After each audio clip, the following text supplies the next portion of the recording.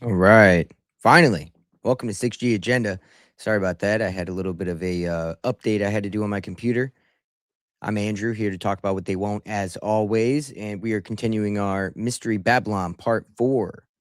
This is my first episode solo back from Bro Grove, my little hiatus vacation. It was also a little anniversary vacation down in Florida, so we had a good time. Your boy was I cooked some fresh fish up on a banana leaf on the barbecue. It was pretty cool.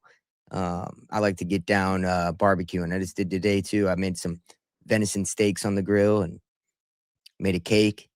And what else did I make? I made like a French toast bake. Dude, I got wild today, but yeah, I like cooking it up. So one thing that I've been having a little bit of an issue with since I updated my computer is I pulled up this Mystery Babylon archive, and for some reason, okay, cool, we got it to play. Okay, it's working. We're good. So, no offers to Israel. Thank the Lord. I wouldn't take it anyway. Come on, Cake. You know better. You know better. Hey, and I got to meet some fans like Jack. What's up, Jack? Got to meet you. Got to meet another fan as well on the way out. I apologize that I was on my way out and I wasn't as engaged as I should have been. I wish we would have saw each other a little earlier and I would have made plenty of conversation with you guys. But hey, it was awesome. I had a great time in Bro Grove. And yeah, it was just a good time. I got the poster hanging up right here. Can't see it. It's not part of the studio, but it is a part of the studio. You just can't see it. So today, without further ado, we're going to get to Mystery Babylon. This one's Osiris and Isis, part 1. He did 2 parts to this because of the importance of this topic. This topic covers the basis of what we would call the mystery schools. And the importance of that, of course, is like what grew out of it, which is Greek philosophy, Pythagoras, Plato, as we'll go over, were all initiated in the pyramids in Egypt. They were all initiates to the mystery schools. I mean, there's many more, by the way. There's Thales, there's Democritus, there's a lot of other people. Point being, a lot of stuff comes out of Egypt, and a lot of people were initiates. Now, what people don't understand is it's not all magical. And we're going to get to that too. It's actually really interesting. The esoteric aspect of the mystery schools is not as magical as you would think. But first, I thought it would be really pertinent because as I was reading this, I was kind of getting into the Egyptian Book of the Dead. Because, of course, the Egyptian Book of the Dead is all about the Osiris and Isis mysteries, right? It's all about the underworld and everything else. And the interesting thing I found in here was that on this one page, where is it at here? I think I might have clipped it.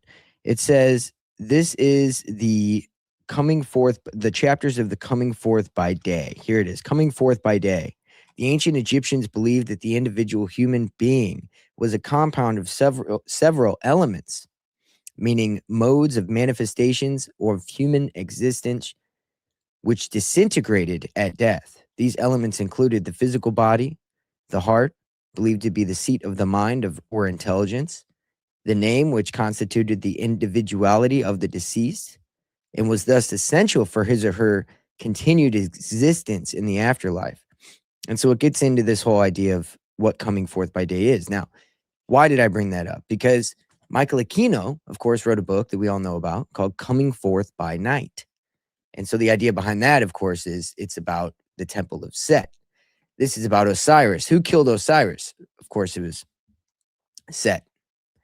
And the Setian mysteries would be the opposite of the Osirian mysteries. Now, my point in bringing this up is that as you get into it, a lot of the Freemasons and everybody that runs the world, right, all the mystery initiates, they have some good things that come out of it, sure. But almost all of it is ways to control the masses. Therefore, I argue that the mystery schools, there's no white or black magic involvement. As far as there's no good or, a good side or a bad side. It's all the same control mechanisms of manipulation of the mind, etc. I would even argue that there really is no white or black magic. I think that any imposing of your will over nature would be black magic. And actually, Manly P. Hall says that your will being used in magic for yourself is actually the definition of black magic. Now, here's the thing. I would argue maybe there's some mysticism in Christianity that we've been obfuscated and hidden away from. I would also argue that maybe even cooking, some people would say that that is a form of white magic. Sure, you know, I cook it up. I love it. And if that is white magic, then I'm you could call me a wizard. Point being, I just don't think when it comes to the stuff you learn from the mystery schools, a lot of this stuff, as we'll find out, is just ways to manipulate and control the masses. For the few to have the knowledge to control the many. That's the point. So the Egyptian Book of the Dead, whenever you read it, a lot of it is just kind of breaking down very, very whitewashed, exoteric versions of what these hieroglyphs are that you have. What I noticed throughout reading this, though, oh, here it is. To be spoken when Osiris cometh to the first, whatever, coming forth by day. Okay. But what I noticed whenever I was looking at this was that Osiris has, now this is kind of interesting because a lot of the stuff we get from Christianity has been obfuscated by the mystery cults.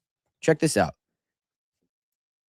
So there's 4 individuals that are right next to Osiris on either side of the case here. Now, those 4 individuals you could liken to the 4 major astrological seasons. You could liken it to the 4 major books of the Bible, right? The one that has the, not the cherubim, maybe it's the seraphim, but it has the head of the lion, the eagle, the man, and the ox, right?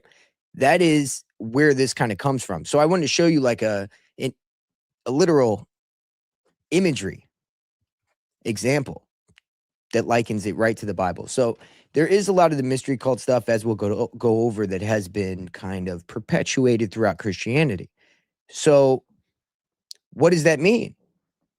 Well, I would argue that there's a theory, obviously, that, Lucifer, the adversary, is able to see the future. It's able to see what's to come. And if Jesus was to come and live and obviously be here, then there would be kind of a Horus story that would predate Jesus. That way, New Age people can point to it and say, well, wait a minute, this predates Christianity, therefore it must be more real. Well, the adversary is kind of able to know what's going to come. So there's that theory that maybe these people understand what's coming. And so maybe that's why they created these stories that would mirror Jesus's story so closely and actually make you think that the true story is the story of Thoth or Horus. Long-winded way of saying that they knew the future, essentially, and were able to prophesy what was to come and recreate it.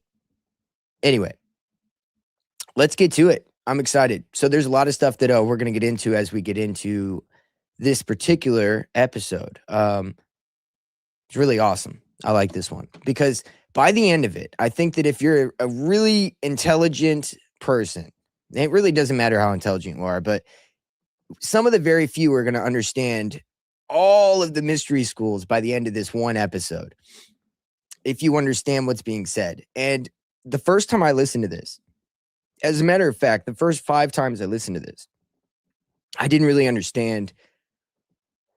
I think I kind of understood, but I didn't quite understand what he was saying. Now, this time, I'm really excited because I do fully get it. And yeah, it's really cool. So without further ado, let's get Bill Cooper going, and we're going to check him out. Make sure I got everything set up. Hey, thanks everybody for the super chats. Got a little, what's up, motherfuckers? We got a little, what's it called? A little contest going, we could call it.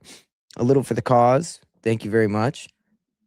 We got a little contest going, a little goal, and if we meet it, then we can vote on the next show topic next week. All right, let's do it. I have a couple of those Santa Cruz is fire. I don't know why I like it, but it's so good. They just have a good style to them. I like them. All right, let's do this. Let me know if you could hear it well. I'll try to pull up the transcript as we go, and we'll play this out.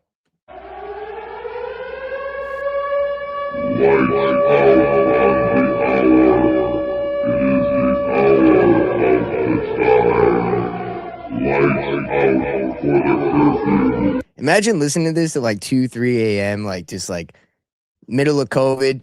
you know some crazy shit's going down. You know that like there's definitely some kind of global conspiracy going on, and you're learning from this guy who died after exposing a bunch of shit. And then during the episode, you know, every episode you listen to, you're hearing this in the beginning. You know, you got the dogs, you got the sirens and everything.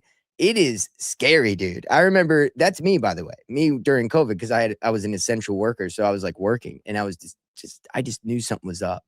And I went from sensationalist conspiracy guy to what you see today, and started with this stuff. And yeah, man, it used to get pretty creepy in the middle of the night listening to this kind of shit. But all right, let's go.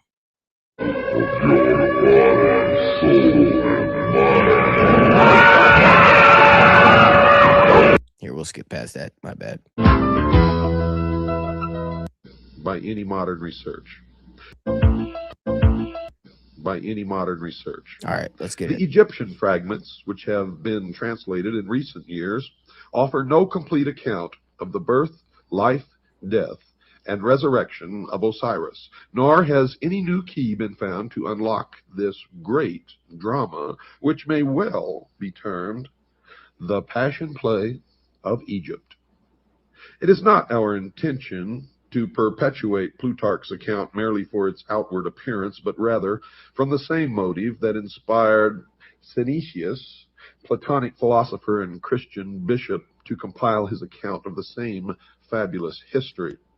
Synesius, in his treatise on Providence, and you hear that word a lot in the secret societies, and especially in Freemasonry, thus introduces the Osirian myth. Quote, "This fable is Egyptian. The Egyptians transcend in wisdom. Perhaps, therefore, this also being a fable obscurely signifies something more than a fable, because it is Egyptian. If, however, it is not a fable, but a sacred discourse, it will deserve in a still greater degree to be told and committed to writing." Unquote.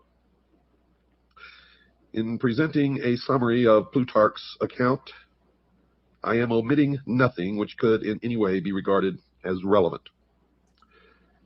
I am taking the... Now, he talks about that. Sorry, I knew I skipped past it because of that music. I had to. He talks about the Passion Play of Egypt. Okay, so the original name of what we're going to get into here is Plutarch. He was a philosopher, and he talks about the Passion Play of Egypt. Very, very similar to the Passion of Christ, right? The Passion of Egypt, Passion of Christ. So Plutarch gets into the daughter, Rhea being the daughter of Shu and Tepna, the wife of Seb or Saturn, the mother of Ra or Helios, aka the sun. So this gets into like who is whose parent, right? Later, the wife of Ra. Okay, so Rhea becomes the wife of Ra. It's very similar to what we see with the story of Nimrod, where his mother becomes his wife, right? Osiris, Odin, and Nimrod are all very, very comparable with each other, and we're going to get into that in a minute. Just as a little prelude to what we're getting into, because he gets deep into who's whose parent pretty quick. Here, shout out, thank you. More retard Egypt. Does that say retard Egyptian stuff? Love it. Loving these old school archives. Hell yeah. I don't know if he said RTRD. I would have to assume that's a abbreviation for retard. Hey, whatever, man. Thank you very much for that. And yeah, I'm super excited to get into this as well. This shit's fire. Started watching Passion recently. Couldn't get into it. Yeah, well, I wonder about that new one. Mel Gibson just came out with a new one, right? And then he's going to come out with one depicting the fallen angels, apparently. He said that on Joe Rogan, which I'd be very interested to see what he does with that. Very interested. Hell yeah. I nailed it. Hell yeah. It is retarded. I agree. Liberty, however, of somewhat expanding the fable by incorporating therein some small fragments derived from other Greek writers, and occasionally a few words bearing upon the account from fragments of Egyptian religious literature. The story, then, is in substance as follows. At here? The goddess Nut, whom Plutarch identifies with Rhea, was the daughter of Shu and Tefnut. She is the wife of Seb, also known as Saturn, and the mother of Ra, or Helios, also known as the sun. This is now, to trust Plutarch, she afterwards becomes the wife of Ra, or the sun. Nut is unfaithful to Ra, who, discovering that she is with child by Seb, pronounces a curse upon her that she should not be delivered of her progeny in any month or year. Thoth, which is Hermes or Mercury, who is also in love with Nut, comes to her assistance with a stratagem. He plays at tables with the moon goddess, Selene, and wins from her the 70th part of each of her illuminations. And joining these parts together, he forms of them 5 days, which he adds to the calendar.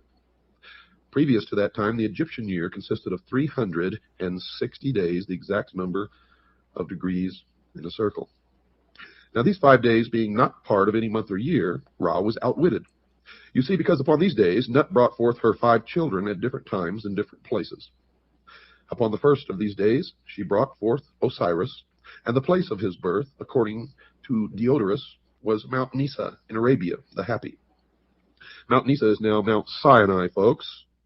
At the moment... Now, check this out, guys. Now, he said that for a reason. Mount Nisa is Mount Sinai. What happened to Mount Sinai? That's where Moses received the law, right, from God, right? That's the 10 Commandments. Am I wrong about that? You guys can check me on that one, but I'm pretty sure Mount Sinai is where that particular biblical occurrence took place. And now another important thing is the 5 major gods he made 5 days for and added it to the year, which was 360. Now, remember that the Aztec calendar or the Mayan calendar, when it ended in 2012, I believe it was Stephen Hawking who said that actually they had 360 days. If you take the 365, it would actually push it forward towards 2020 or something like that. And so interesting, because that is when this new age shit really started kicking off a lot heavier. And now we're in this kind of what seems to be just a really growing pains of a new world order. I mean, I can't really call it anything else, right? A new age that they're trying to make happen.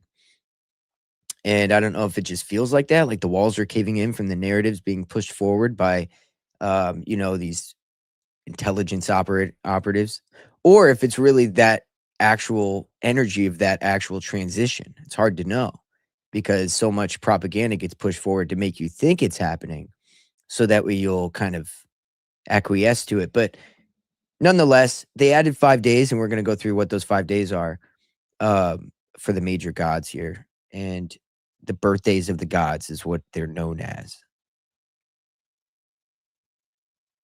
Saying, quote, "The Lord of all the earth is born," unquote. On the 2nd day, Nut gave birth to Eroris, the elder Horus. On the 3rd day, Typhon or Set. On the 4th day, Isis. And on the 5th and last day, Nephthys. The Egyptians, therefore, regard the 5 days, which they term the epact or superadded, as the birthdays of the gods, especially venerating the 4th of them, upon which the benevolent goddess Isis came into being.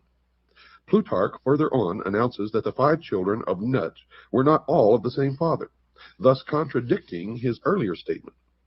For he says that Osiris and the elder Horus were the children of Ra, that Isis was the daughter of Thoth, and only Typhon and Nephthys were actually the offspring of Seb. There is another, an even more recondite legend regarding the elder Horus, which denies him the fathership of Ra, declaring him to be the offspring of Osiris and Isis, while they were still in the womb of Nut. Now, these accounts we shall consider later. Osiris was given to Pamlis to be educated, and having come to the years of majority, became the king of Egypt. In this high capacity, Osiris applied himself to the civilizing of his nation.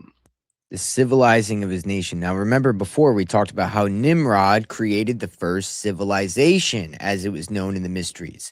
And that, of course, was like Babylon, the Tower of Babel. Of course, we, know that Osiris and Nimrod are kind of interchangeable whenever it comes to these stories. Now, my question would be, is it possible that Osiris and Nimrod are the same? And it's speaking of Babylon, and then Horus would have been Egypt.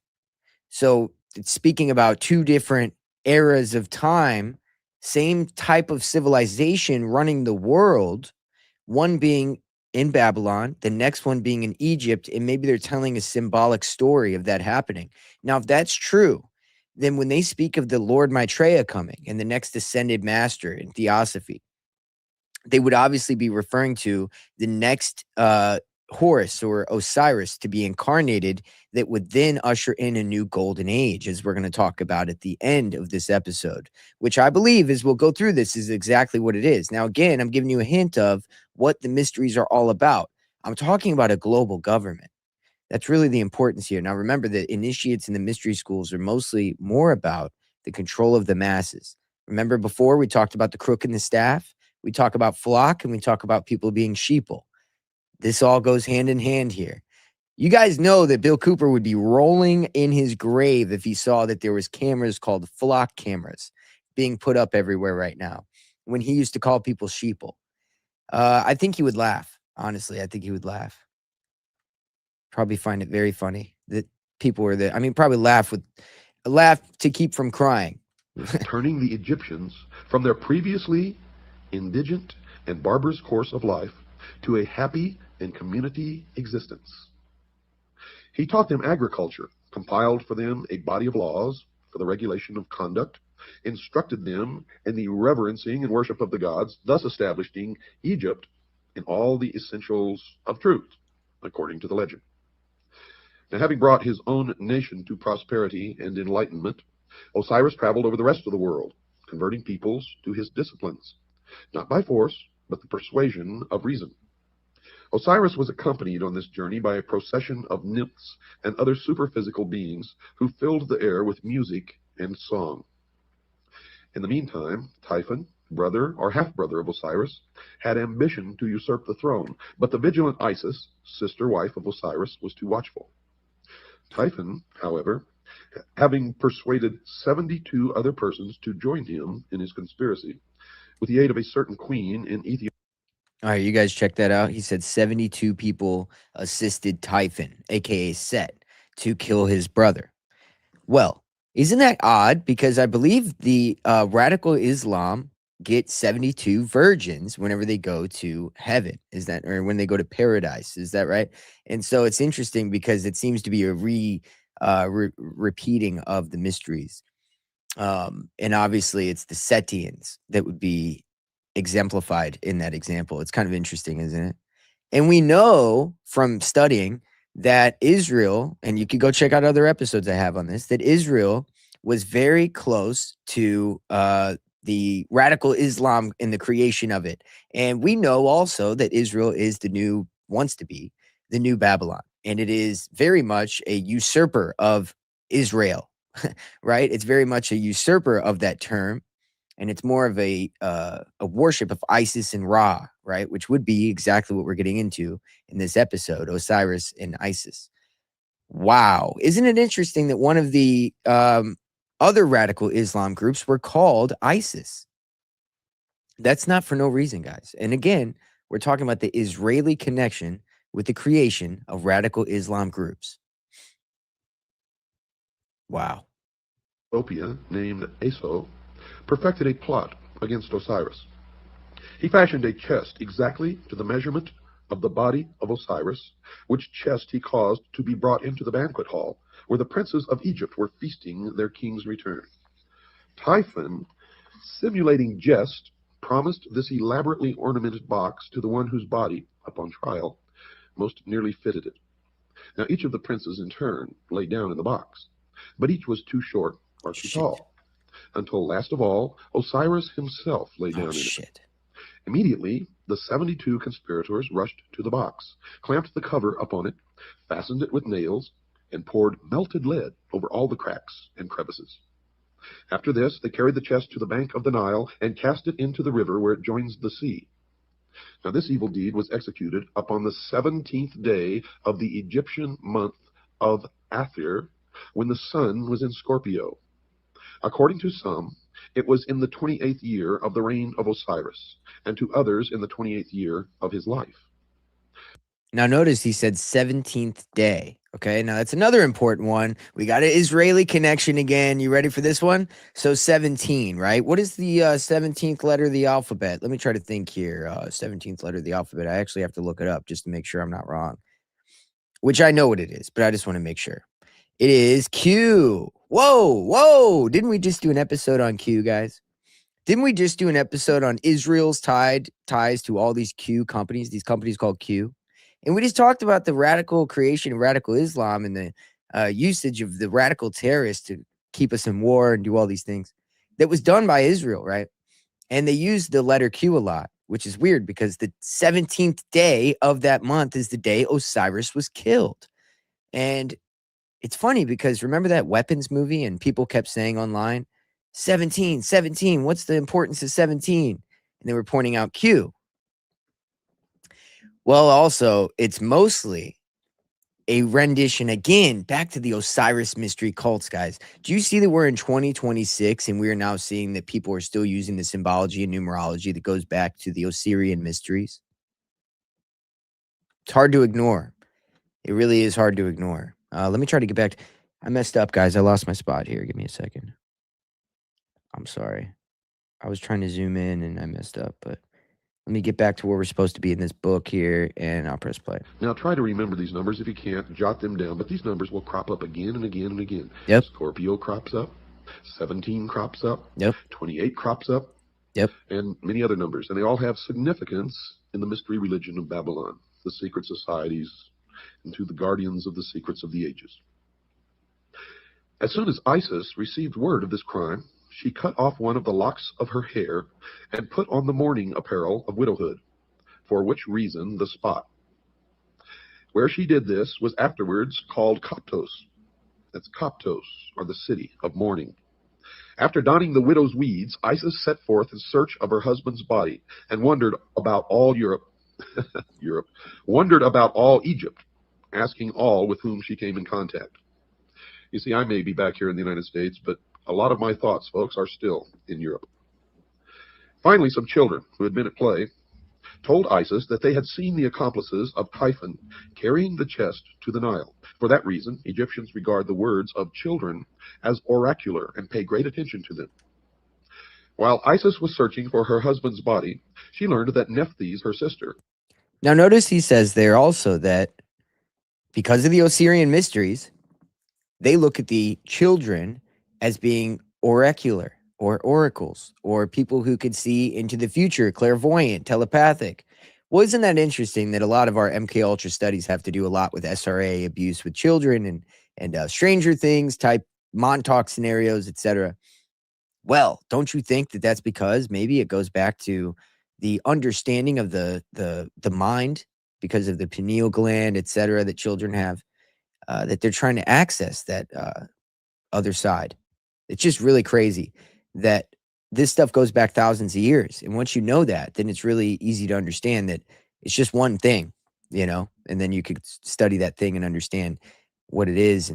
And obviously the opposite of that, which would be what leads you kind of to Christianity, is the opposite of that. And that kind of ends up being the truth. And of course, it's what they attack. True Christianity, not eschatological or, dispensational, but real true Christianity. Had by magic insinuated herself into the presence of Osiris before his death, and in the guise of Isis had conceived a son from him. Now Isis sought out the child, which Nephthys has deserted for fear of Typhon's anger, and adopting it, attached it to her person as a constant guard and attendant. This was Anubis, the dog-headed god, who appears in the Book of the Dead and in many of the Egyptian hieroglyphics. Now, I'm pretty sure Anubis was the Egyptian god that was inside of Lost, the show Lost. Am I right about that? So the show Lost is interesting because I'm pretty sure those people are dead the whole time. I don't know about you guys, but I mean, I'm almost positive that that's what it is. And it's almost like they go through it almost like, this is what made me pull up the Egyptian Book of the Dead, because it seems to be that the show is them going through the Book of the Dead or the underworld, right? And going through the tribulations that come with the passing through of the underworld. And that's interesting if you think about that, because I'm almost positive here. Let's look at this. So we got multiple gods. Lost. Oh, never mind. Here, the show. TV. Let's see here. Hold on. Sorry. Egypt and Lost. Egyptian. Come on, dude. TV series. Okay, TV series Lost. The show suggests that a group with strong ties to ancient Egypt inhabited the island either before or after Jacob became its protector. Jacob was its protector. Isn't that funny? let's see here. Jacob being the first, obviously, Jew or Israeli, right? An Israelite. Um, one second here. Let's find this out here. So there was an Egyptian god there. I'm almost positive that they had Anubis there. But point being, as we're going to find out how Anubis was born, it's very interesting because it's the same exact way that Horus was born, but it's in the opposite way. So it's like a mirror of how Horus was born. So Horus was born magically after Osiris was killed, and Isis did a magical ritual, whatever. Well, the same thing happened with Nefertiti. I can't remember, Neferneti or something like that, and she did the same thing through a dream and had Anubis, and she hid and acted like or disguised herself as Horus. I'm sorry, as Isis. There's a lot of names here to remember. She did a shape shifting into Isis in a dream so she could impregnate herself and have Anubis. Anubis is the king of the underworld. Essentially, he's the opposite of Horus. And what's interesting to me is that you have Horus and Anubis, and you have Osiris and Set, and they're all just the opposites of each other. And what I mean by that is, you know how in the Bible it says that you aren't going to be able to tell who the Antichrist is or who Jesus is? Don't you think that that's kind of exactly what this is? It's kind of the equivalent of the mirroring of how things are in nature. Just a thought, that's just a thought. I like to get out some of these thoughts I have while I listen to this. Learned that the chest had been carried by the sea to the coast of Byblos. Now, Byblos is also the name for book or Bible, where it had lodged in the branches of a bush of tamarisk, which had grown up miraculously about the sacred receptacle and concealed it within its trunk. Now remember this tamarisk, and remember that it is a tree. The king of Byblos, amazed at the miracle, caused the tree to be cut down, and from the trunk, containing the box, he made a pillar to support the roof of his palace. Now, by magic, Isis discovered this.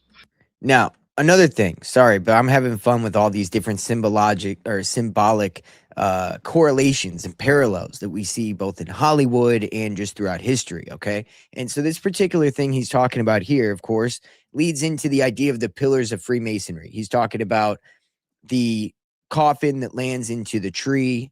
Actually, the coffin lands on the bank and a tree grows around the coffin, and then that tree gets cut down because a king wants to bring it back to his palace, and that tree turns into a pillar. Okay, let's take that idea here. Have you guys seen Game of Thrones? I'm really interested in talking. So Game of Thrones, it's really interesting. The tree, it has like the face on it. If you've seen the show, then you know what I'm talking about. And inside of that tree, of course, is a blind man, right? A blind man that can see everything. Of course, he can see the future and see the past. And essentially, in this tree, it's like Odin, right?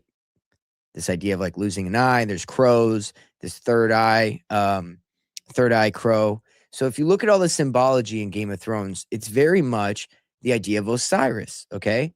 Mixed with Odin, okay? So mixed with Nordic stuff. And so when you kind of break that down in Game of Thrones, what happens at the end?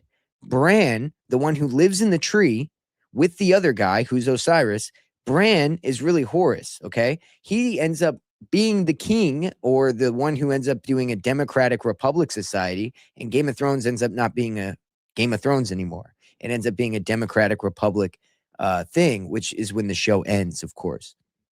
Do you guys understand that, like, clearly Game of Thrones is one, just from those two details, is clearly showing the idea of how Osiris has a reincarnation of himself, Horus, who establishes a civilization, which is exactly what we're talking about here from Egypt. And what is that civilization? Well, it's this idea of course, a one world kind of democratic, but mostly just a, one king, which is what he was. But anyway, so it's really interesting whenever you make these correlations. Game of Thrones, man. Crazy show. And traveling immediately to Byblos, attached herself to the suite of the queen as a nurse to her children. At night, when all the palace was asleep, Isis transformed herself into a swallow and fluttered around the column, bemoaning her fate in strange, sad notes. In due time, Isis revealed her divine nature and asked that the pillar be cut down.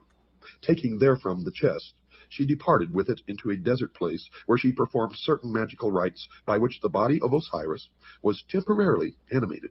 And by this animation she received from Osiris a son who is called the younger Horus, the child who was conceived of the dead. Now there is some confusion in the account at this point. Plutarch says that Isis left the body of Osiris temporarily to visit her son Horus, just mentioned, but the context of the fable would rather call for her departure to a secluded place where the child could be born without the knowledge of Typhon, who certainly would have destroyed him. Isis hid the chest in a remote and unfrequented place, but Typhon, hunting one night by the light of the moon, chanced upon it. Knowing its contents, and realizing Isis to be proficient in magic, he resolved to thwart her purposes, and tearing the body into 14 parts, he scattered them over Egypt. Now remember, 14 parts, folks, don't forget that. From the inscriptions... See, because he's alluding to 14 parts actually being countries, continents, nations. Remember, Nimrod was forced out and he had to go travel, and it would like spread out, or like the line of Cain kind of spread out. That's kind of what he's alluding to here. So the symbology of Osiris being cut up is important. On the Metternich stele, it seems that Set must have imprisoned Isis and her son Horus. The goddess is made to say, quote, "I am Isis, and I came forth from the house wherein my brother Set had placed me," unquote. Thoth, the prince of law, again came to her assistance and aided Isis to escape from the house. Was it really a prison? Or was it really the house of Set? Thoth, also at this time, prophesied that Horus would sit upon the throne of his father and rule the double empire of Egypt. Upon the advice of Thoth, Isis hides the child in a papyrus swamp, thus saving him from the wrath of Set. Isis, returning, having left her son at Butos, and fashioning a magical boat out of papyrus, traversed the whole of the empire. As she met with the scattered parts of her husband, she buried each one separately. First, however, encasing it in a magical mummy composed of wax, incense, and grain seed.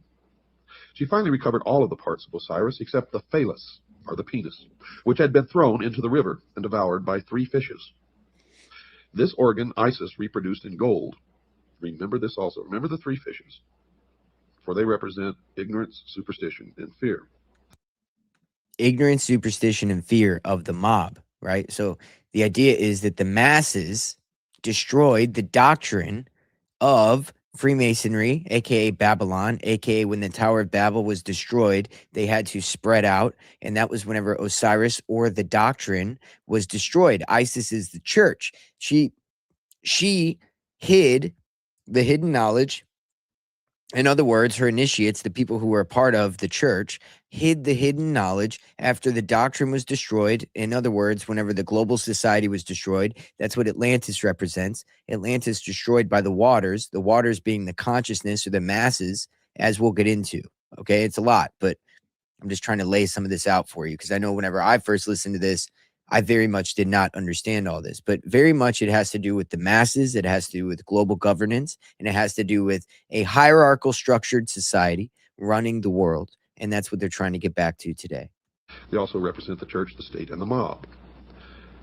And remember that Isis reproduced this organ, in gold, and having performed all of the ceremonies necessary to ensure the life of Osiris in the underworld, she returned to her son Horus, and by the theurgic arts of which she was mistress, saved him from death, from the stings of scorpions. Horus, having grown to man's estate, and having received from his mother the tradition of his father's murder, longed to avenge the evil deed. Osiris appeared to his son in a vision, instructing him in the means by which he could overcome the hosts of Typhon. Now we are led to infer that Horus gathered about him an army which, meeting the hosts of Typhon, battled with them for many days, achieving victory.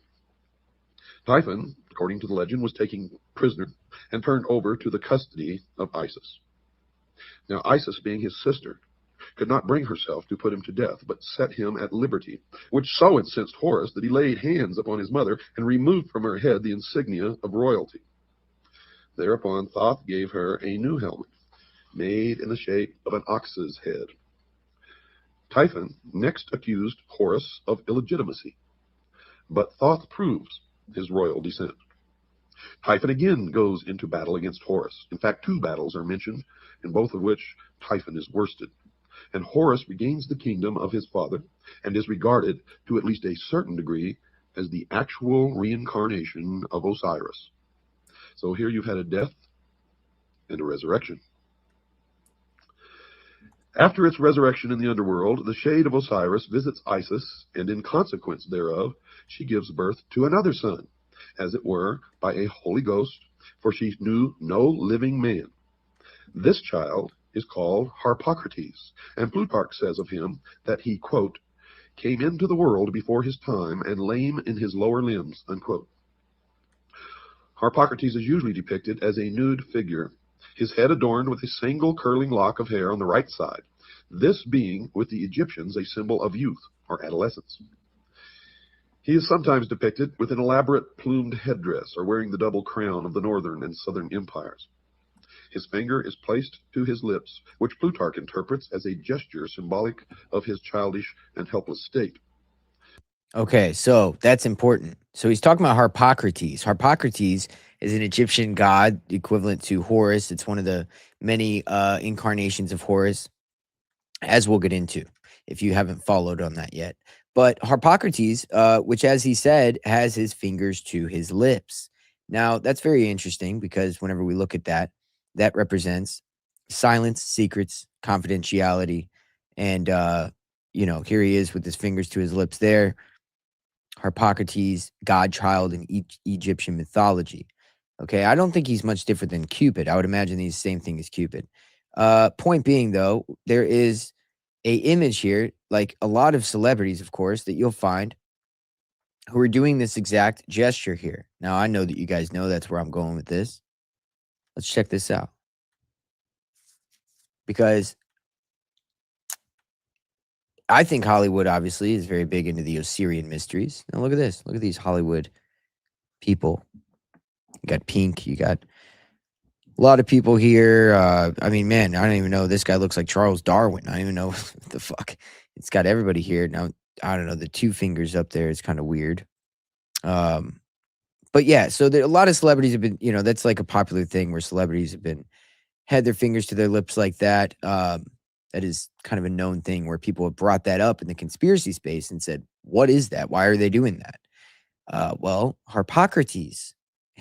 It's not quite as obvious as they're just secretive. No, it's Harpocrates, which gets back, of course, to this ancient Egyptian mystery school, Babylon religion that they all worship. Crazy. All right, let's do this. The Greeks and Romans, however, considered this gesture to be a symbol for silence or secrecy. And from we're this the has next arisen Rome. the custom of So placing the finger to the lips as a motion for quietness and secrecy, and we do it today.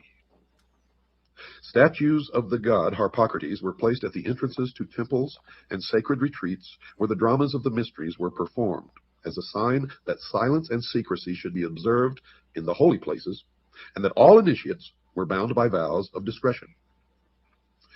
Harpocrates is also sometimes shown standing, and at other times he is depicted seated on the blossom of a lotus, just like Buddha. Although he is usually figured with childish immaturity of body, the imperfection of his lower limbs, as described by Plutarch, is not apparent in any of the Egyptian drawings.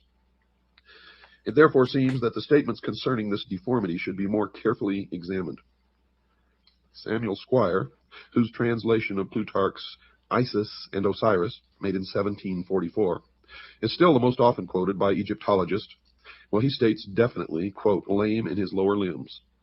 G.R.S. Mead translated the same essay much later and gives a slightly different rendering of Plutarch's words. Mr. Mead says, quote, weak in his limbs from below upwards, unquote. See, Tara's talking about the hand over the eye, and I think the hand over the eye or the black eye also has to do with the Osirian mysteries, but it's more of the Nordic kind of style because of Odin, right? Odin had one of his eyes taken out, which is the equivalent, of course, to Osiris. And I think that would be what we're seeing whenever we see the black eye or the one hand over the eye and all that. It's very much all the same kind of homages to the mystery cults. This difference in wording, though slight, may have an unexpected significance. You see, there's some general information contained in Synesius's treatise on providence that should be included in this Osirian epic. Synesius is of the opinion that Osiris should be regarded as an historical king, whose father, transcending in wisdom, instructed his benevolent son in all the secrets of the divine science of government. Synesius is moved to this conclusion by a desire to keep all speculation within the sphere of the reasonable. The Platonist bishop seems to have derived much of his account from origins foreign to Plutarch's treatise, or possibly he interpreted differently the restrictions imposed by his vows. Synesius, a prudent and conscientious author, wary of myths and fables, and exhibiting a truly Platonic conservativeness in his handling of subject matter, yet Synesius was beyond question a deeply religious philosopher, and an initiate of pagan mysteries prior to his conversion to the Christian faith, and therefore may have hidden the true meaning of the fable. Thomas Taylor is of the mind that the treatise on providence was written while Synesius was still a votary of pagan mysteries. Now, if so, the writing is unbiased and trustworthy and presents a fair picture of the mystical traditions of the Egyptians interpreted in terms of Platonic metaphysics, but only the exoteric would be allowed to be seen by the profane. Synesius inserts into his narrative a considerable description of the various character of Osiris, which he sharply contrasts with the vice-ridden nature of Typhon. He also explains in detail the process of election by which Osiris came to the throne of Egypt. The electional ceremony, as described by Synesius, is evident. Oh yeah, that's something I kind of wanted to point out here. So Typhon, right? Typhon. Bill Cooper kind of at one point kind of says that Typhon seems to represent independence, and it seems to be the better of the two, right? So he kind of looks at it as the Christian god is Typhon. I don't necessarily agree with Bill Cooper whenever it comes to that. I think that it's a false dichotomy, because you either have a choice. You have the Aleister Crowley, do as thou wilt, like whatever you want, whatever your passion is, do it to the most. Vices and all that are cool. It doesn't matter. And then you have the other side where it's a hive mind, kind of everybody's in the beehive and nobody has a choice. The individual doesn't matter. So you kind of get one or the other. And in my opinion, that's just false dichotomy. So my point in saying in the beginning of the show here about how there's no white or black magic, what I was trying to really say was that this is a false dichotomy that's put forth by this Egyptian mystery school, where you have Typhon and Set, or you have, Horus, and, which one do you pick? And you have Michael Aquino who picks Set, and you have everybody else who picks Horus or Osiris. And my point is, what good has came out of either side of those? That's what I'm saying. What good has came out of any of it? Itself a fragment from some secret ritual relating to the installation of a hierophant of the mysteries.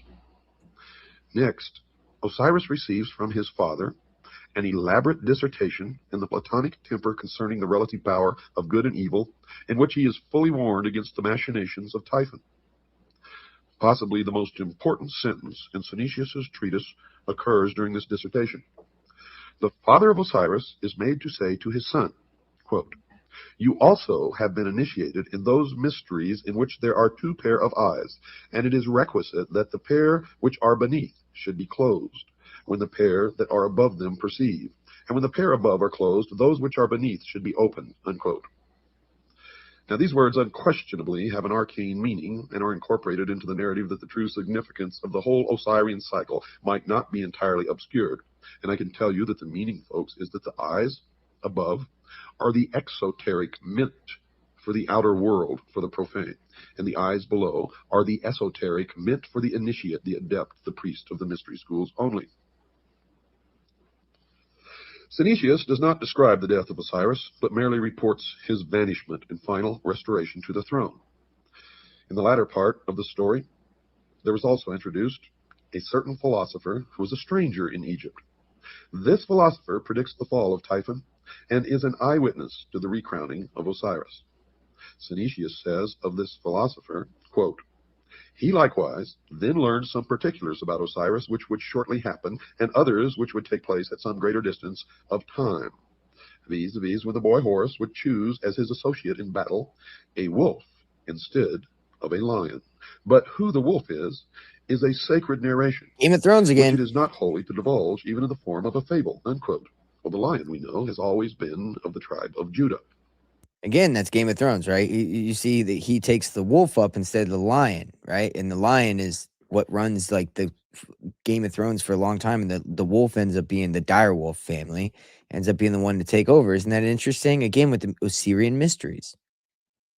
By the way, guys, I have a Jewish folklore book that I have in my house right now, and don't worry, I'm prayed over it.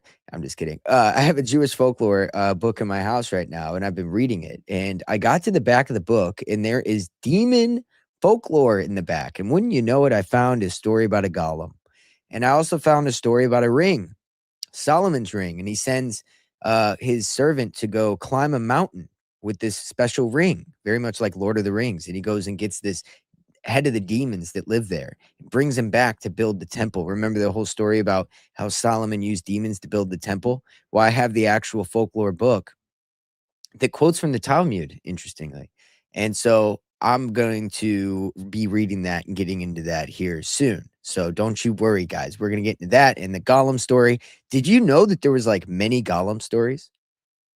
Like the Gollum of Prague is the most popular kind of Gollum story, but there's been many other ones, and I didn't know that. So it's going to be interesting. I can't wait to get into that. I've been reading through that book. So we'll get into that very soon, just as a heads up. So, all right. Let's get back to this. Such is the amazing tradition of the good king Osiris, the first victim, the first mummy, and the first resurrection. He dies and is born again in three forms.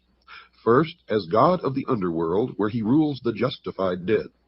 Second, as the younger Horus, in whose form he battles for his own honor. And third, as Harpocrates, the silent child. See? The latter two forms are regarded as incarnations, or embodiments of his very self. Mm-hmm. Yet he exists independent of them as the judge of shades and the lord of the resurrection. Now we know that Osiris was also known as the sun, and Horus was known as the child, or the young Osiris, the young Horus, the baby Horus. The baby sun. So after the sun set in the west, when it rose the next morning, it rose as the young Horus.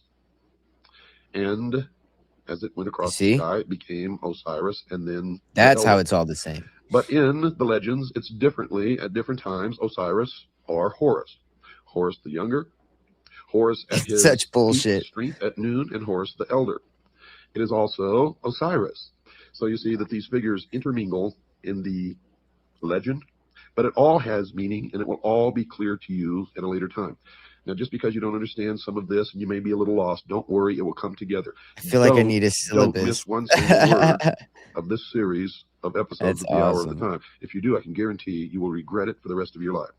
We're going to stop right now, folks. Well, here, he's going to stop right now, and so am I, because I don't want you to feel like you need a syllabus. How about we check out this, okay? Because this is very interesting. Now, this is a part of the Osirian mystery schools right here as well, okay?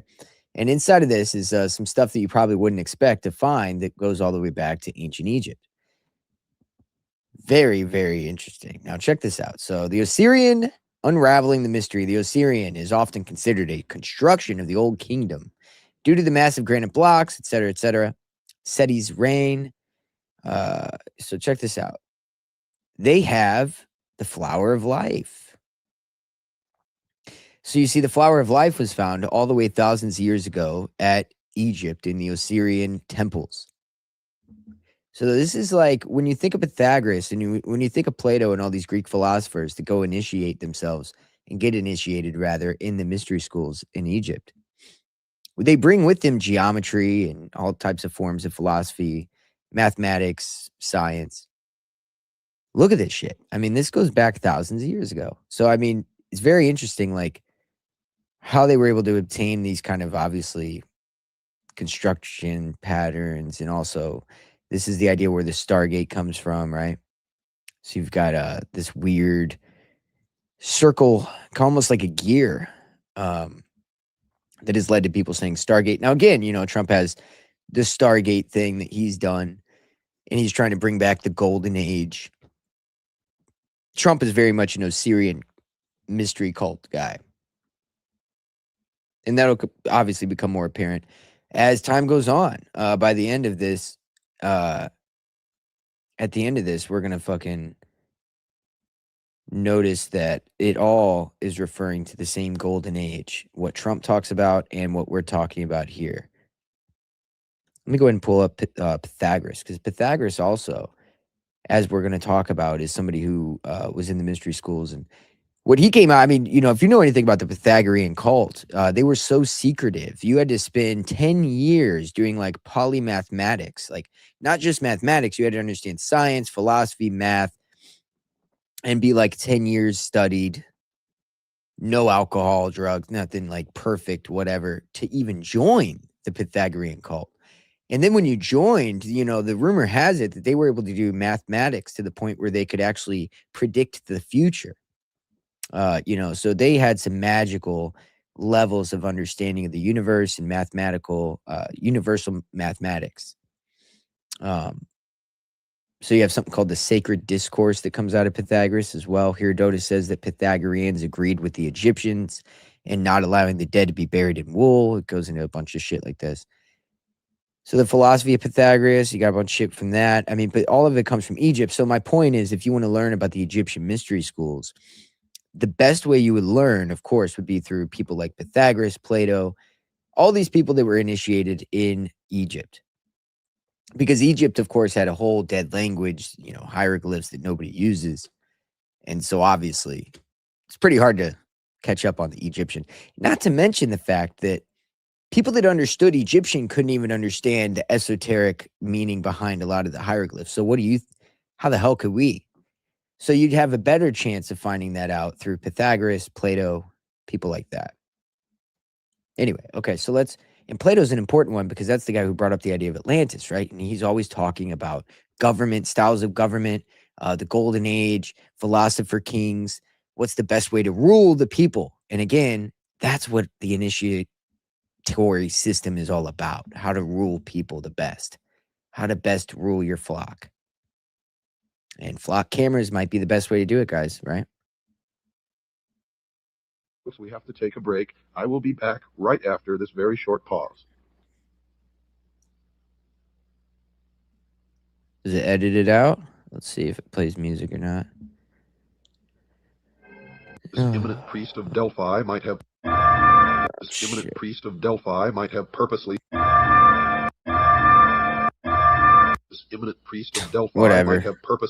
confused or distorted the faith. Oh, priest of Delphi. That was something else I was going to bring up. So while we're bringing shit up here, do you guys know that the Apollo cult, right, which worships the sun, aka Apollo, is the Roman version of Osiris, right? So we're talking about the same Osirian mystery cult.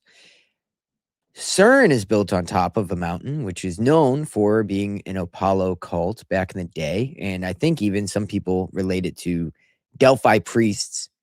Obviously, the Oracle of Delphi wasn't at where CERN is. They were in Greece, but there's been some ideas that maybe one of the temples of Apollo were at where the UNESCO World Heritage Site is. Oh, yeah, it says it right here. Many structures, including the Temple of Apollo, have survived, showcasing ancient Greek architecture. The site is now a UNESCO World Heritage Site, attracting visitors interested in history and archaeology.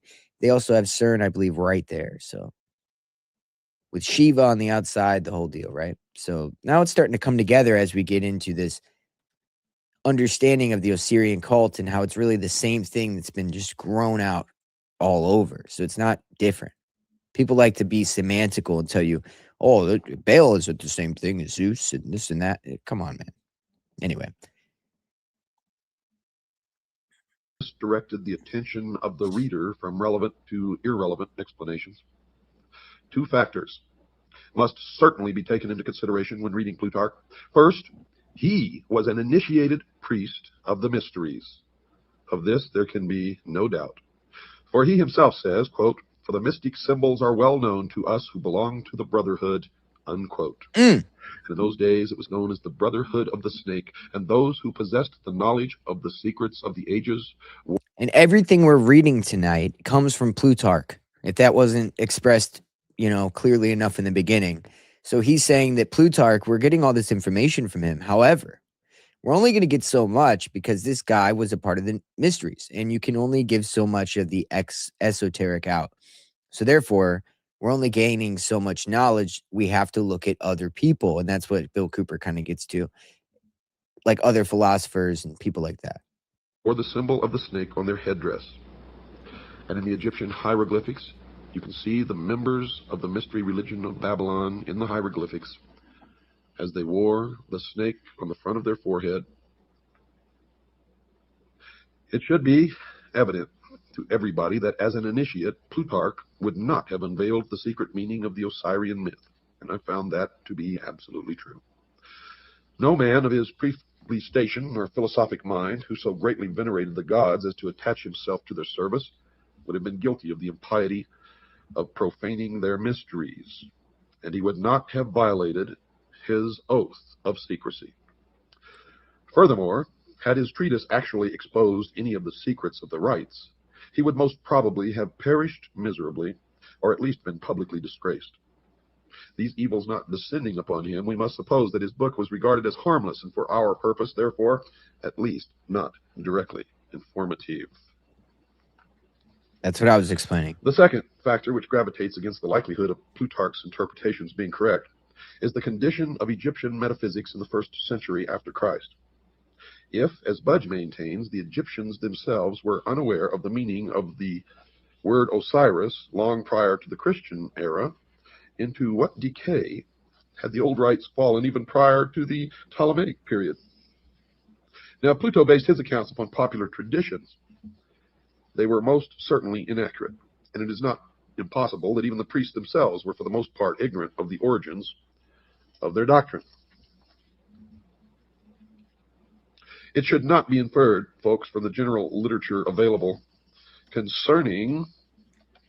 This is why whenever you look into the mysteries and you try to understand New Age stuff and all this old mystery cult stuff, you end up running into this problem where you're like, well, all these things seem similar, but they're different. You have like some eras of Egypt where they claim some gods did this or some gods did that. So there's a lot of like just within one story, different interpretations. And the reason why is because it devolved over time so much that even by the time the Greek philosophers were maintaining some of this information and obtaining it, it was already degraded so much, right? So we're looking at a system that's already degraded, and then we're trying to listen to people who have interpreted it over thousands of years. It's too degraded already to follow a lot of these teachings, is my point. So you're just falling into some fucking Luciferian shit by falling into it. And it always evolves over time depending on how the people are. So today it's like this alien, weird, Nordic, Ascension, Anunnaki version. And it's just completely lost its meaning from what it was. This Osirian cycle and the mysteries, that all of the priests were themselves initiates of a high order. Only a small part of them ever actually received the greater secrets of their order. For the rest, rite and ritual suffered. And it's the same today.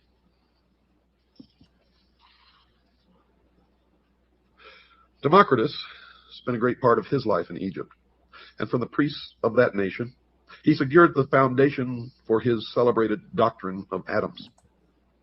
That's right, folks, atoms, A-T-O-M-S. A doctrine which has survived as a scientific fact to this day. From all these different... You hear that? So atoms come from a guy who was initiated in the pyramids of the mystery schools in Egypt all the way back to ancient Greece. You guys know that? Did you know that? I just found that out today, because I was studying this episode today. I just found out today, 460 BC, a Greek philosopher developed the atomic theory originated by his teacher Leucippus, which explained natural phenomena in terms of the arrangement and rearrangement of atoms moving in a void. Did you know that the idea of the atomic theory goes back to ancient Greece? Babylonian theologist. You hear that? Babylonian theology is what this guy was into. He was a Socratic philosopher. He wrote the various topics such as ethics, poetry, and Babylonian theology. I mean, that is just amazing. So this guy was initiated in the Egyptian mystery schools.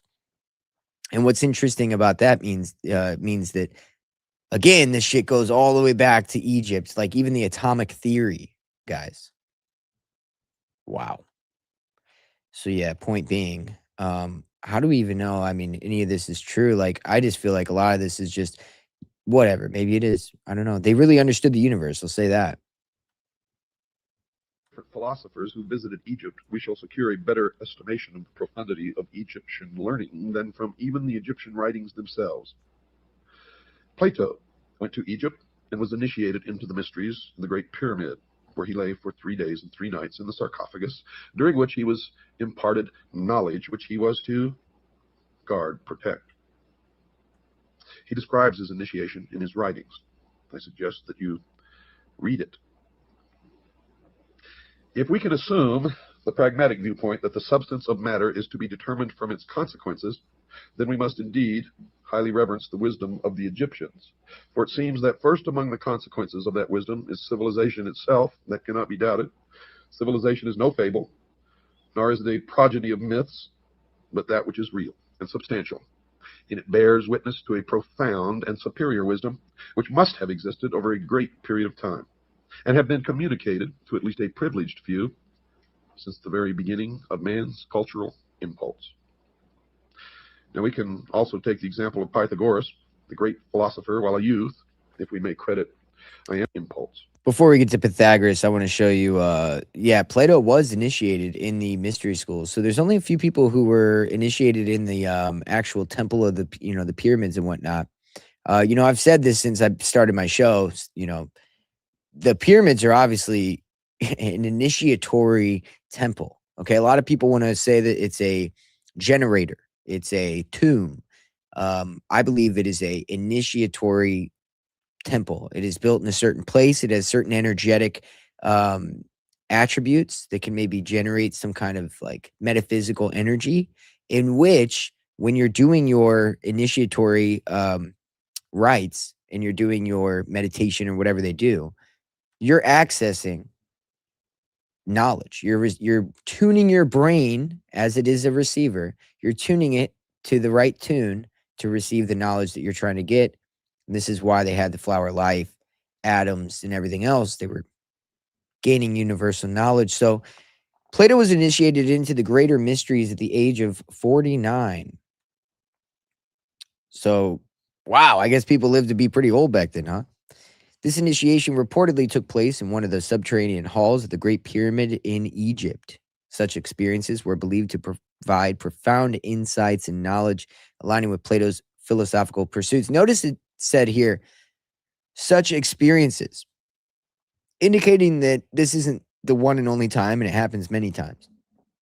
And it gives insight, knowledge profoundly, and aligns with Plato's philosophical pursuits. This narrative highlights the connection between ancient Egyptian mysticism and Greek philosophy, which is very important because, again, if you want to understand the Egyptian mystic, then you would have to understand, of course, the Greek philosopher. And Greek philosophy brought us civilization, which is what Bill Cooper is trying to point out.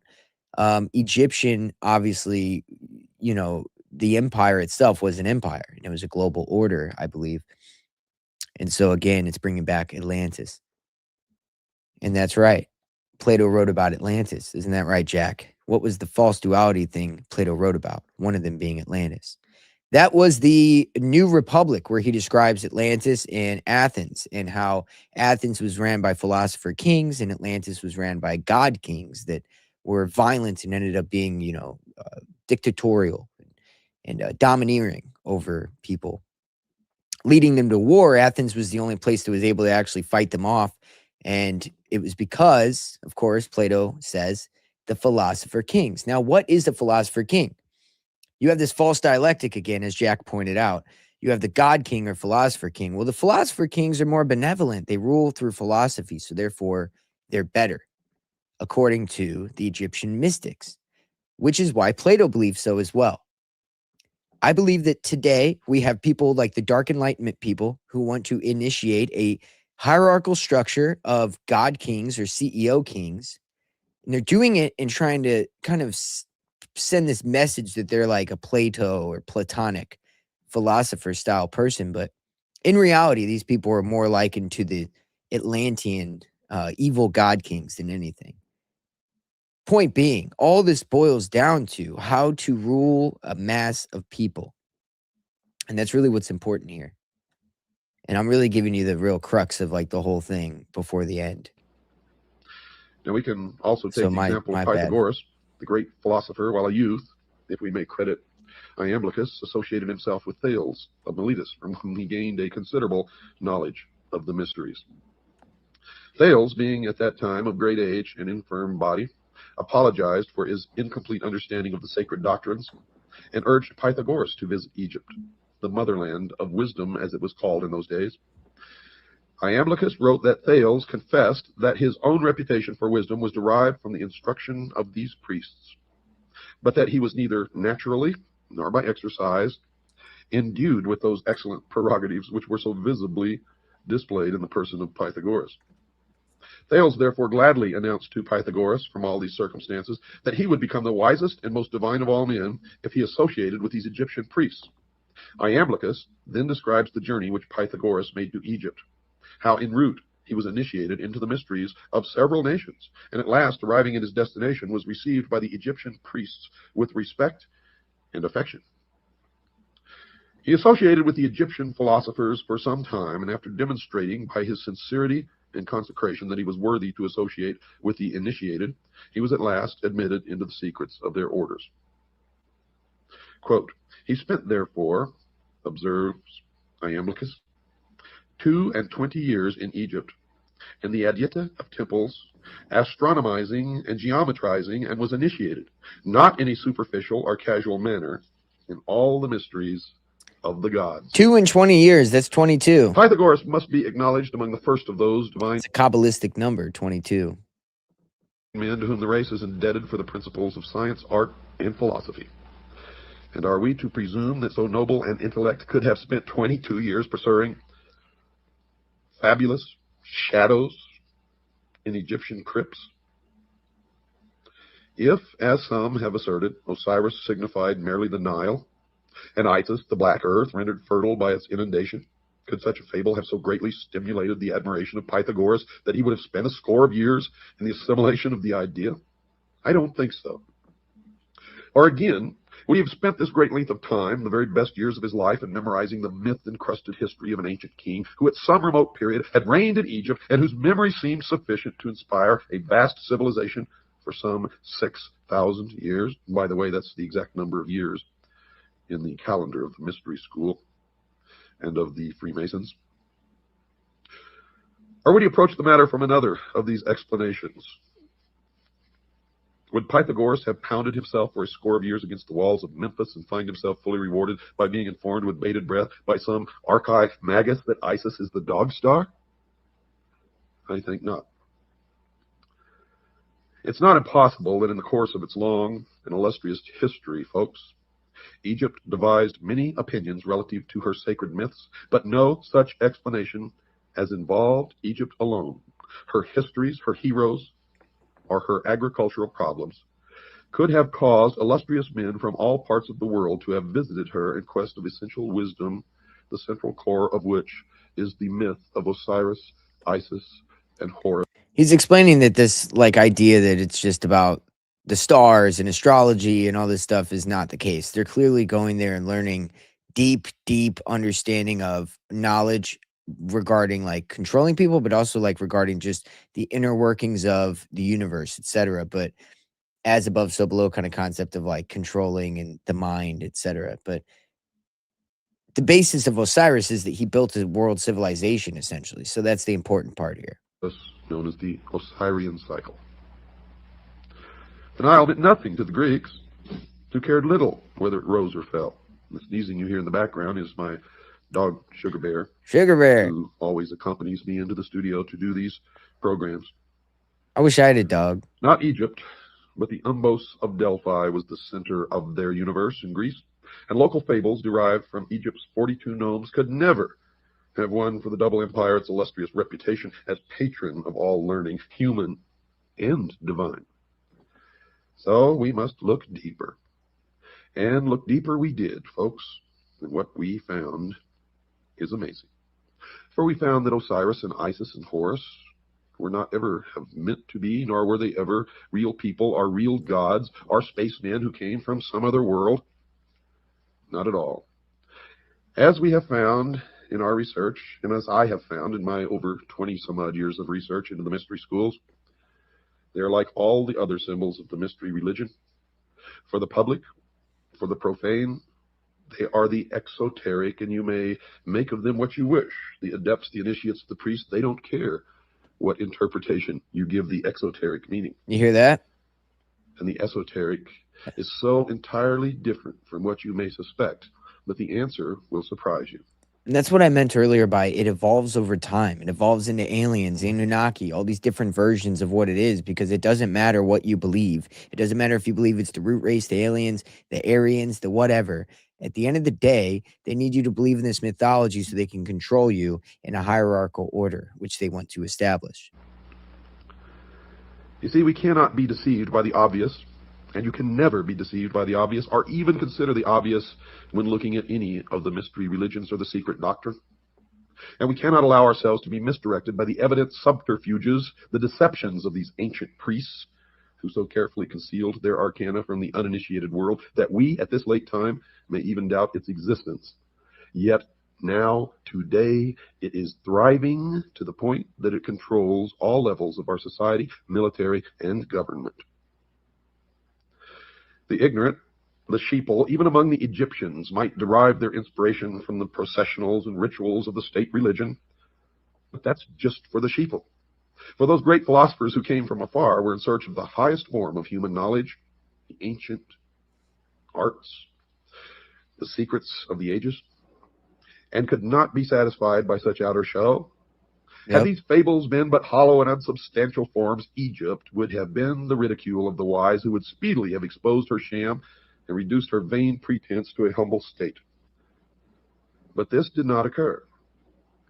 You see, the initiates of her mysteries, returning to their own countries, not only felt themselves more than repaid for their hazardous journeys and long vigils, but furthermore, they became founders of distinguished systems of thinking, disseminators of useful knowledge, and in all cases bore witness to a broad and deep learning, and they always took with them a plan for the unfoldment of a world utopian government, which plan still exists today and is still being carried out in secret as the completion of the great work. Yep. Diodorus describes two famous columns erected near Nysa in Arabia, one to Isis and the other to Osiris. Now remember, Osiris and Isis never lived, they were not real people, and they were never gods. They are symbols for something much deeper. So when you listen to the interpretation of the inscriptions on the columns, remember that. The column to Isis bears this inscription, quote, "I am Isis, queen of this country. I was instructed by Mercury. Uncle No Ert. one can destroy the laws which I have established. Thank you, I am Monica. the eldest daughter of Saturn, the most ancient of gods. I am the wife and sister of Osiris the king. I first made known to mortals the use of wheat. I am the mother of Horus the king. In my honor was the city of Bubastis built. Rejoice, O Egypt, rejoice, land that gave me birth," unquote. The column to Osiris bore these words, quote, "I am Osiris the king, who led my armies into all parts of the world, to the most thickly inhabited countries of India, the north, the Danube, and the ocean. I am the eldest son of Saturn." Son of Saturn, eldest son of Saturn. So people that like to act like Zeus and him aren't the same. Well, who's the son of Kronos? Oh yeah, that was Zeus, right? Yeah. So this is the same thing. The great work, of course, is as somebody said here. Sorry, I just read that. But yeah, the great work is the fulfillment of a world civilization that is ran by an Assyrian mystery school world teacher. New World teacher, of course. But, all these philosophers, as he mentioned, went out with a plan, right, to create this utopian government, right, this world utopian government. And this is the same deal. Do I agree with that they are merely symbolic or fallen angels? It's a hard one. I think that there is definitely real energies, like I believe in the archetypical energies that the mystery school cults believe in. I think that that could be likened to the idea of fallen angels that are in our realm and access um, communication with us. I don't think that like plasma and all that shit. I think, by the way, I think plasma and all that stuff we see that is aliens manifesting themselves is our mystery cult ran governments trying to make us believe in these things. That way they can introduce this mystery cult ran world government, this golden age. So this is why I just really am skeptical when I see orbs. I was born of Which, by the way, there's been a lot of orbs and stuff around. We might do an orb episode again here soon. But it's going to be more about the electrical universe theory, and it's pretty cool. We're going to have to get into that. a brilliant and magnificent egg, and my substance is of the same nature as that which You hear that? Osiris was born out of an egg, right? So again, we get into the UFO egg shit, right? So what is going to come out of the UFO stuff? Well, the golden age, Syrian mystery ran world utopian government, right? And that's why we see this Orphic egg or this egg that is in the UFO narrative lately, this past year or so. and the ocean. I am the eldest son of Saturn. I was born of a brilliant and magnificent egg, and my substance is of the same nature as that which composes light. There is no place in the universe where I have not appeared, to bestow my benefits and make known my discoveries." Unquote. And the rest of the inscription, of course, was destroyed. Now, while the inscription on the pillar, or the obelisk in honor of Isis, may be veiled, the inscription on the obelisk dedicated to Osiris is certainly not. He was born of a brilliant and magnificent egg, and his substance is of the same nature of that which composes light. There is no place in the universe where I have not appeared. Osiris, of course, was the sun. In examining Plutarch's treatise, the introductory remarks appear of special significance.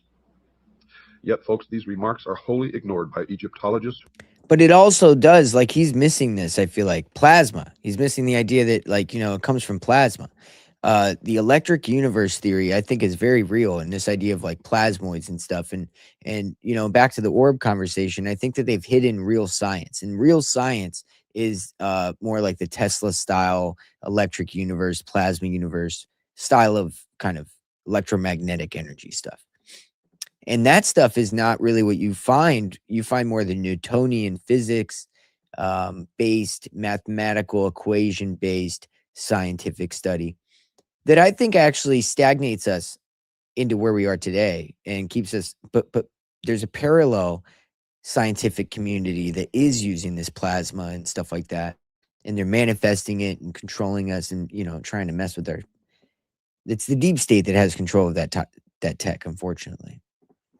But I think we see that when we see a bunch of, electromagnetic plasma scientists die or go missing right before a bunch of orbs start popping up and it becomes the next hot topic. Osiris is not God, by the way. I don't know. Osiris is, I don't think Osiris is God, but hey, To the fable which constitutes the larger part of the writing. If Plutarch, by any word or symbol, reveals even a small part of the sacred mystery, it is to be found in the following words, quote, "For Isis, according to the Greek interpretation of the word, signifies knowledge, as does the name of her professed adversary, Typhon, signify insolence and pride. A name, therefore, extremely well adapted to one who, full of ignorance and error, tears in pieces and conceals that holy doctrine, which the goddess collects, compiles, and delivers to those who aspire after the most perfect participation of the divine nature." Now, if you have a keen intellect, you can all decipher everything else that I'm going to tell you on this program and probably the next one in that short paragraph. And I'll let you ponder that as I continue. Osiris, the black god of the Nile, must be regarded as the personification of an order of learning, for Plutarch identifies him beyond question with the holy doctrine or the mystery tradition. Now remember, I told you Osiris is the symbol of the sun, but the sun was the symbol of the power of the... I just have to say, if he represents a doctrine, if Osiris represents a doctrine, and that doctrine is knowledge that Isis holds as well, then wouldn't that probably be the doctrine that was given in the garden, the one that made man fall? And that's kind of the idea of Osiris not being the one true God. And that's kind of all I was trying to say there. So, and you could see it differently. A lot of Luciferians think that, we were held prisoner in the garden and that we were given knowledge, and that was done by, a Promethean spirit, which was actually a good thing. And if that's what you believe, hey, I'm not knocking you for it. But what I do put out is the same people that believe that also want to become gods based off that belief system through technology. And by the way, only certain people get to do that. And those are the people who they believe to be worthy. And so, again, it's one of those things where you may even agree with the elites on a lot of their beliefs, but will you be accepted into their system when it takes over? That's the question. So, hey, I don't knock you for it, but I always just like to put out a cautionary tale just before, you make that decision. The all-encompassing God of the universe. And later you're going to learn that the light or the sun represents something even deeper.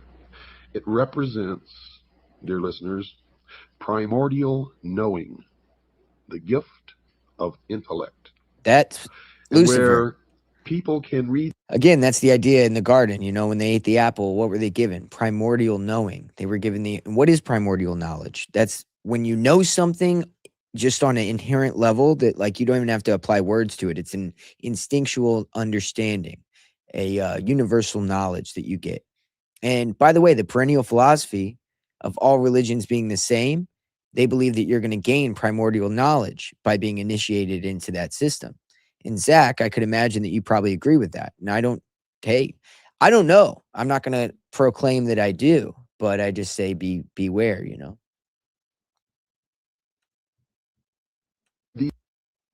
These myths and think that these people really worship the sun or some god somewhere. They are mistaken. For the true object of their worship is the intellect. And through the use of that intellect, they believe that man will become God. Oh, look, that's what I said. Personifies the whole sphere of knowledge, and it was through his assistance that Osiris came into being.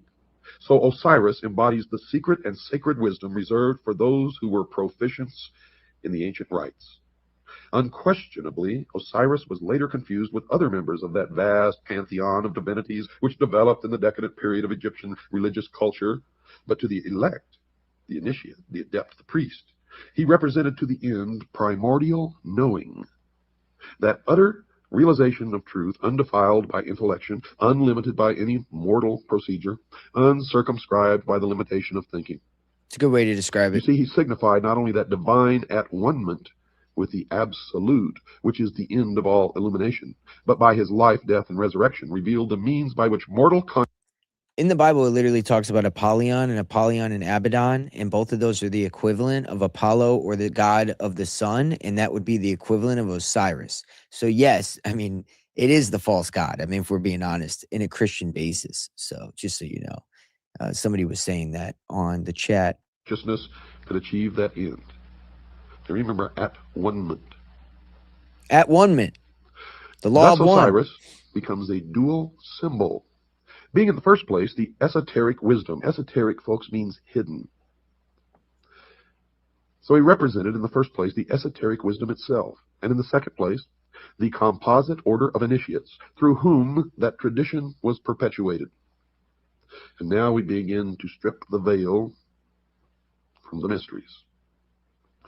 The personality of Osiris thus typifies the institution erected by the ancients to perpetuate the deathless truths of. Hey, I want to say though, I love that we have somebody. I love that we have somebody in the chat that is not a like full Christian and is into this Gnostic stuff. And I don't knock you, Zach. I really don't, because the point of my show really is. I'm hoping that the point of my show will be to bridge the gap between the Christians and the New Agers in this conspiracy space, because my thing is, and I don't have any full beliefs, but I do think that it's pretty impossible for the part to become the whole. So for man to become God, it's kind of impossible, because if God is everything, man can't become everything. So therefore, man can't actually be God. So it's a false diet, like a false thing that they're kind of selling you on. And hey, as we get into this in the mystery school studies, I think that, you can make your own decisions here. But I started off going into this series when I first read it years ago and first listened to it. I was kind of more on the new age side, kind of like you. And I would love for you to stick around for all these episodes we do and check out the whole Mystery Babylon series and see how you feel at the end of it, because I think you'll find that the way that this system evolved over time, if you have problems with the systems that overrun and run the world and are trying to force us into a slave system of a technocratic surveillance state, then I think you may have an issue with their ideology, which happens to be what we're delving into in this series. So I hope that you'll stick around, and I hope that you'll consider keeping your mind open so that way maybe you can take in a different point of view. But yeah, thank you. That's awesome. I love that. Yeah, I love that people, have different ideas. Gnostics are welcome here, even though we don't necessarily agree. You're welcome here. The soul. The living head was crowned with the plumes of wisdom and power. The hands bore the scepters of the three worlds, but the body was bound with the mummy wrappings of the dead. Here we find spirit, the living head, bound incongruously to matter, the mummified body. The soul was imprisoned in the narrow bonds of flesh. And one thing, through my research, is certain. Osiris represented the secret doctrine prior to that time when the omnific word, or the lost word, of Freemasonry was lost. Osiris is the first of the 5 children of Nut. And here you begin to part some more veils behind which the mystery resides. He therefore corresponds with the first of the 5 divine kings of China and the 5 exoterically known Dhyana Buddhas of Lamaism. Boom. The 5 children of Nut are the 5 continents which have appeared upon the earth and the 5 races which have populated these continents. It's about nations. Osiris is the primitive revelation of the first race. But as Isis was born upon the 4th day, we find this tradition coming into Egypt through the Atlantean mystery school, of which Isis is the symbol. And you will find at the base of all of these things, Atlantis. This is important. Uh-oh. I think we lost them. In this country, the Freemasons established the city of Atlanta as the new Atlantis. And all of this will come together for you. It took me many, many, many years of study deep into the night and trying to discuss this with other people who had no idea what I was talking about. So most of it was put together in loneliness late at night. And then when I established my organization known as the Citizens Agency for Joint Intelligence, many others began to help and furnish bits and pieces of information. And we have succeeded, folks, in infiltrating the lodge. We have members in the lodge who feed us information constantly. Members whom we taught how. And this last paragraph, super important. And after that, I would love to talk to you guys in the chat, because I love this little debate going on. It's interesting.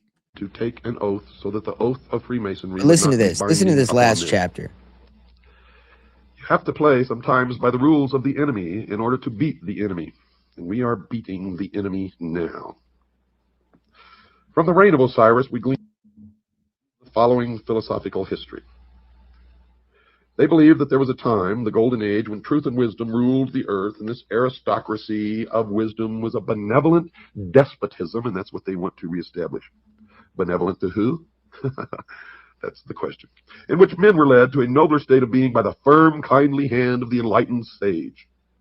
This was the divine dynasty of the mythological priest kings who were qualified to govern humanity by virtue, not only temporal, but by divine attributes. Through his priests, Osiris, representative of the hidden tradition, ruled the entire world by virtue of the perfection resident in that tradition. Don't miss tomorrow. Let's break that down a little bit more, because that's important here, because that's kind of what I've been getting at the whole time. So it talks about, from the reign of Osiris, we glean the following philosophical history. There was a time, the Golden Age, Atlantis, when truth and wisdom ruled the world. An aristocracy of wisdom. So an aristocracy, an elite, hierarchical structured system of wise men and a benevolent despotism in which men were led to a nobler state of being by the firm, kindly hand of the enlightened sage. So in other words, the enlightened sages would tell people what reality is. This was the divine dynasty of the mythological priest kings who they want to reestablish today with AI. AI is going to be the new, philosophy or philosophy giver. And the kings, the priest kings, will be the AI engineers or programmers. People like, Sam Altman or Peter Thiel. These guys are qualified to govern humanity by virtue. And, of course, they'll use AI to be the virtuous and have the divine attributes that we're looking for to guide us in this hierarchical structure. So this is the point, to rule the entire world with this system. This is the idea of the golden age Trump talks about. This is the idea of Atlantis being brought back. Man, it's really crazy when you think about it. But at the end of the day, the point of the mystery schools is how to run the masses. The best way to rule is benevolent despotism, which they are trying to enact through AI. They will become gods with silicon and then tell us how to live, how to rule, how our life's going to be. So pretty crazy. I very much see the correlation with this. And as we'll get into, you're going to find it too, because you're going to see the evolving nature of this mystery cult into the Bilderberg group or different places like that. Man, this has been a banger episode. Hopefully you guys liked it. Please hit the like button. Make sure to share. We have instant access available if you are a member for all episodes right away, $3 a month. You could get that every episode right away, ad-free video version on all platforms. Other than that, if you're on the free feed, thank you. Ads help us. So thanks for listening to that. And $3 a month, you can get no more ads and you can get all instant access. We throw all the videos out right away every Monday from the weekend. So Tartaria, hearing normies talk about Tartaria lately is wild. Yeah, that's funny. That's another thing that's in the Jewish folklore book is they talk about Tartaria in that book, which is kind of interesting. Zachary, I hope you stick around for the Mystery Babylon series. Gods don't become God. I don't know what that means. I hope you stick around for the Mystery Babylon series. My lodge meeting next Wednesday. That's hilarious. Here's this, the thing is, Zach, like if you look at Rosicrucianism, which is essentially a Gnostic Christian version of Christianity, they claim that they were able to heal the blind and cure the sick and everything else like Jesus was. But the funny thing about Rosicrucianism and the Golden Dawn is all of it is like magical rituals based off certain astrological signs, etc. Aleister Crowley was doing terrible things with the same stuff. And so you can argue maybe that, oh, well, that's black versus white magic. But my argument is, how do you know the difference? And, how is that better than just following a sacrificial savior? That's, by the way, been repeated through history, whether you look at Mithras or, Adonis, different individuals like that through history, they've described. And that doesn't take away from the story of Jesus, by the way. That actually justifies the story even more because it's been retold so many times. And what that does is it shows that one story is very important, and that is the savior of the world by belief in him, etc. I don't know, man. Up to you, bro. But very interesting. I miss the Gnostic days of myself as well. Divine Mother of Wisdom, Sophia. Hell yeah. Who else we got here? The Father is God, bro. You're saying two totally different things. All right. But hey, come back next week. We'll be here Sunday, 9:30 every week. We do our Mystery Babylon every week. Other than that, I'll be live in the morning going to talk about flock cameras on Nephilim Death Squad. You guys can check me out there. And that will be, if you're on the free feed, that would already be done. But otherwise, hey, if you enjoyed everything, I think I got a little QR code on the top right. If that works, you can go hit up our PayPal. We got our PayPal at 6G Agenda. Buy me a coffee at 6G Agenda. And yeah, hey, all the support is appreciated. we'll see you guys around. And thank you very much. You guys stay safe, and I'll be back next Friday. Later.